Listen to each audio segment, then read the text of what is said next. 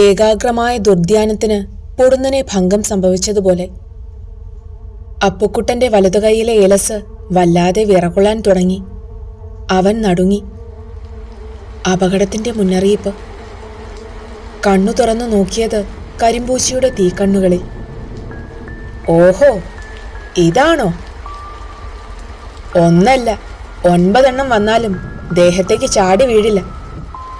ദുർഗാദേവിയുടെ അനുഗ്രഹമുണ്ടെങ്കിൽ ഒരു ദുർമൂർത്തികൾക്കും തന്നെ സ്പർശിക്കാൻ സാധിക്കില്ല. ഇവയെ പേടിയോടെ കാണാതിരിക്കുകയാണ് ഭയം തോന്നാതിരിക്കാനുള്ള ആദ്യത്തെ മാർഗം. നിലവിളക്കിന്റെ തിരുനാളം വിറകൊള്ളുന്നു. പുറത്തു വീശുന്ന ചൂളക്കാറ്റിന്റെ കരങ്ങളാണ് ഇതിന് പിന്നിലെന്ന് അവൻ തീർച്ചപ്പെടുത്തി. മഴ അലറി തിമർത്ത് പെയ്തുകൊണ്ടേയിരിക്കുന്നു. വിളക്കിലെ തിരി നീട്ടിവെച്ച് വീണ്ടും ദുർഗാനാമത്തിലേക്ക് തുടങ്ങുമ്പോൾ ഏലസിന്റെ വിറയൽ ശക്തമാകുന്നു.